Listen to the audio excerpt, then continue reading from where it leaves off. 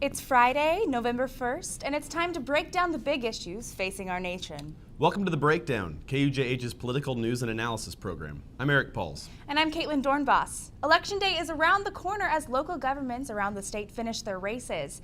But even though people may be citizens and over the age of 18, many new Kansas voting registrants are not yet eligible to vote. We'll break down the reason later on in the program. And legislators were met by KU Young Democrat protesters during the state legislative visit to the KU campus this week. On today's show, Vice President of the College Democrats of America at KU, graduate Ben Cohen, will talk to Caitlin about this issue. But first, let's catch up on the latest political headlines. Former Kansas Governor and current Secretary of Health and Human Services, Kathleen Sebelius, testified in front of the House Energy and Commerce Committee on Wednesday to answer lawmakers' questions about the bumpy rollout of the Affordable Care Act, or Obamacare. Here are some moments from that testimony. I am as frustrated and angry as anyone with the flawed launch of healthcare.gov. So let me say directly to these Americans, you deserve better. I apologize. The site has had serious problems. Who is in charge, Madam Secretary? Hold me accountable for the debacle. Okay. I'm responsible. The president is ultimately responsible for the rollout.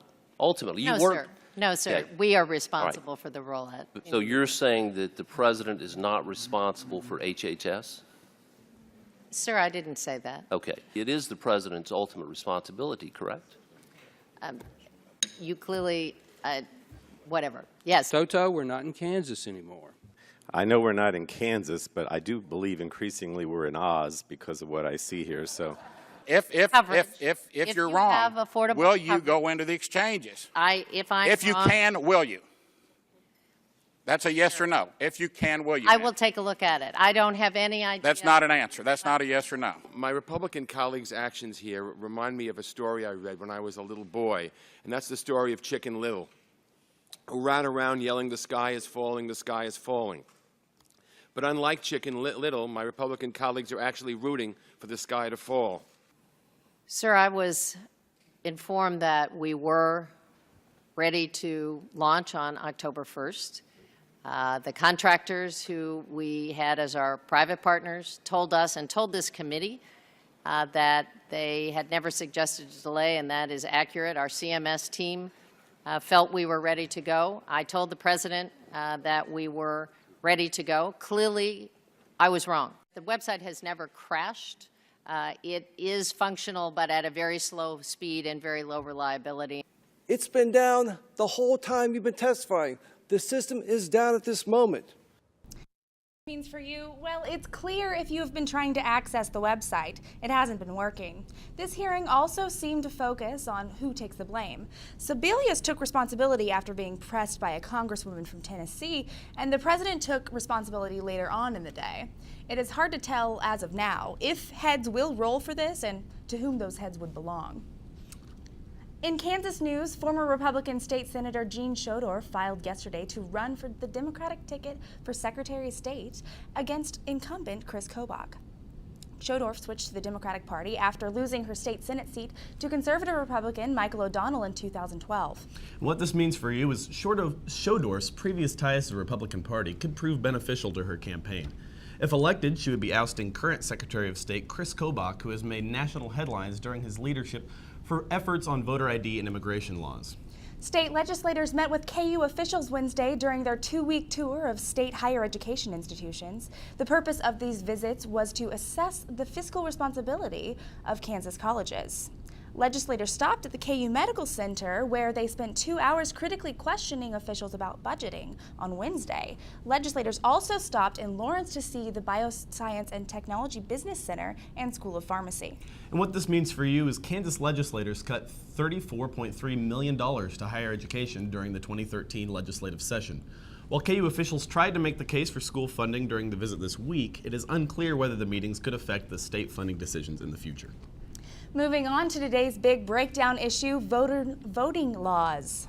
With Election Day fast approaching this Tuesday, November 5th, many registered voters are left confused about new laws in their states. Now, in addition to being a Kansas resident and over the age of 18, as of January 1st this year, new Kansas voters must also provide a proof of citizenship, like a birth certificate or passport, at the time that they register to vote in order to be eligible to vote.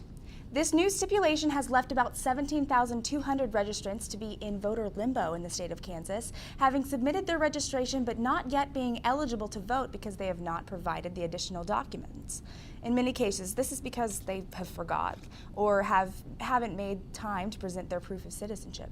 Now, proponents for the law, like Secretary of State Chris Kobach, say that the law is necessary to prevent undocumented immigrants from voting in the election. He says that if voters have proof of citizenship, they should show it to participate in this important part of democracy. But opponents say that it is unlikely that all of the 17,200 voting registrants were all undocumented immigrants, meaning many otherwise eligible voters will not be able to vote in this election because they have failed to provide their proof of citizenship. So what do you think is going to happen here? This law, I mean, it's appearing like, this is going to be the case for a while. Do you think this is just going to be something that we get used to? Do you think this is a law that's going to be adjusted? Are we going to get rid of it? What? Voting laws are certainly the hot issue in the nation right now. It is Kansas law now, so it looks like it's here to stay for a while, especially without a new change in leadership. We'll see. If Jean Schodorf gets elected in the next election cycle, she might push to challenge Chris Kobach's law on voting laws. But I think it does. People are concerned about disenfranchisement. And it's one of those things like in the, for the opposite party, like the Affordable Care Act, they say this isn't going to be perfect, but let's get it on the books and see how we can adjust it. And obviously this is much different than healthcare. But maybe they put this law in. Do you think maybe they put it in and then they have it to adjust later on? Or do you think this is the law that they want and they're going to keep it this way? I think it would take a lot of effort to figure out what's wrong. I mean, if you do compare it to the Affordable Care Act, Republicans are pointing out what's wrong with the Affordable Care Act online system, but they're not pointing out solutions to the problem. Right, to the act, yeah. And with this voting law, nobody's pointing out a solution to the problem either. They either want it or they want it off the books. Right. Yeah, it's kind of an all or nothing situation where maybe it would be useful for them to kind of come together on somewhat of a compromise, which I know is a dirty word in politics these days. Absolutely. Well, the thing is the price versus benefit. What is the price, and how many voters do we have to lose in order to prevent the few undocumented immigrants? Right. Well, so what do you think? Is the price worth the benefit here when it comes to voting laws? Does it need adjusted? Let us know what you think, and we'll be right back. The KU Young Democrats protested state budget cuts to higher education funding on Wednesday before Kansas legislators met with university officials about fiscal responsibility this week. Here with me today is Ben Cohen. He's a KU graduate and also the vice president of the Young Democrats of America. Now, Ben, this year's legislative cycle has been a doozy when it comes to higher education cuts. The University of Kansas alone, combined with the KU Medical Center, has lost more than $16 million in funding, as you know. Do you see hope for higher education funding in the future? Well, that kind of depends on two things. One is, will the legislators who took their tour of the schools over the last week, will they have learned anything about what impacts their cuts have had, about what they can do in the future besides just cutting funding, and also, to be blunt, how next year's election goes, how the makeup of the state legislature will look. Will there be different people with different priorities?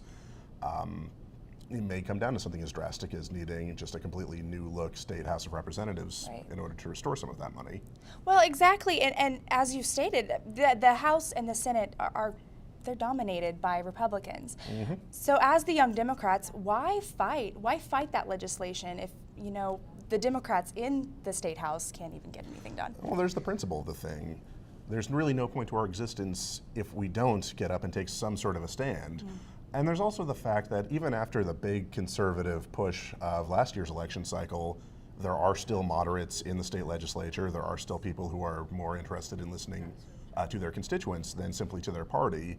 And you've got to hope that you can appeal to them as responsible legislators and not just conservative Republicans. Right. Well, do you think that this legislative tour will maybe convince them in any way to change their minds? I hope so. Yeah. I think for a lot of people, the opportunity to see what they're doing firsthand will at least be somewhat eye-opening. I know several students tried to have a conversation during the visit with members of the legislature, particularly with Ty Masterson, a state senator. He didn't sound terribly swayed himself. From what I heard, he was pretty consistently trying to shift the subject over to K through 12 education, which is an issue in and of itself. But there were several other people there, and you've got to hope that they noticed either what we were saying, some of the signs people were holding up, or the fact that people took the time to attend this event to make that statement. Right. Well, and the legislators are arguing, that we're in such a money crunch. Why give money to higher education? Could you answer that question for the legislators? You invest in higher education. You are investing in your state. Right. You are spending money, keeping jobs in the state. Universities hire a great number of people. You are giving people incentive to come to and stay in your state. You are keeping the best minds in your state. Otherwise, people think that they don't have good educational opportunities. The best minds in Kansas, when they graduate high school, will go elsewhere, and they will likely stay elsewhere. Right. So you're saying to keep people in Kansas? Yeah, which if you want to grow your economy, you need people. That's sort of a given. Right. Well, looking into next year's election, earlier we were talking about Election Day is coming up on Tuesday, but next year is a big year for the gubernatorial race. What do you think about the election coming up and the candidates? I've been surprised by how good the polling has been for Paul Davis and Jill Docking. I think the attitude for a lot of people going in was that there would be a very serious uphill battle, and to some extent there still is, because you've got a deeply conservative incumbent governor in a conservative state. But quite a few people, at least according to the polls that have been taken, and the most recent one, which came only a few days after Docking's announcement as lieutenant governor, were very thorough and were very positive. For us, the governor had terrible approval ratings, which shows that people, even Republicans, are noticing the things that he's doing. And people have been willing to look at Paul Davis and Jill Docking's records as members of, respectively, the State House of Representatives and the Board of Regents. And they like what they see. They see people who are going to bring common sense, moderate governing back to Kansas, which is what our political backbone has always been. I think that's a lot of things can happen. We've got a year to go, but we are off to a very good start. I think that momentum is going to carry us a long way. Is it important to maintain that moderate stance when you're running a Democratic candidate in this state? Oh, in a state like this, of course it is. We're not a progressive state. We're not California. We're not Minnesota. We're not New York. We're not going to win on that, as hard as some people struggle with that fact. And you have a lot of independent voters, a lot of swing voters, regardless of party affiliation, who will not vote for somebody who they think is too polarized. Some of them historically have been more willing to vote for Republicans because Republicans messaged themselves as being moderates better, even when they weren't. So you have to make sure that that's clear.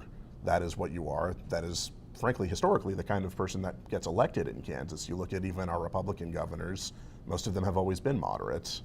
Now, if the Davis Docking ticket does make it into the governor's mansion next year, do you think that they will help with higher education funding?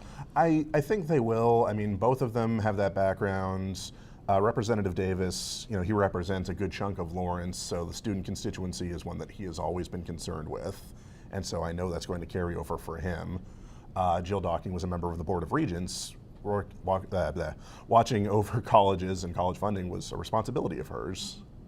So maybe there's hope for the future of higher education? Yeah, things go well. All right. Well, thank you very much, Ben. And now we'll be right back.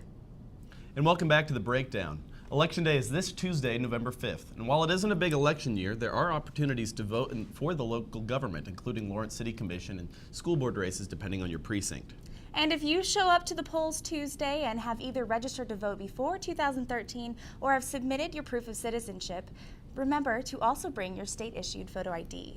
And that's all for this week. We appreciate you tuning into The Breakdown. Join us again next week for more political news and analysis at 11 a.m. on Friday. Remember to like us on Facebook at The Breakdown KUJH and follow our tweets at Breakdown KUJH. And if you're interested in becoming a political correspondent for The Breakdown and you're a student at the university, please send an email to breakdown.kujh@gmail.com. Also, tune in at 10 a.m. every day right here for KUJH for Good Morning KU and 6 p.m. on Tuesdays for Jayhawk Sports Report. I'm Caitlin Dornbos. And I'm Eric Pauls. See you next week when we break down the nation's big issues.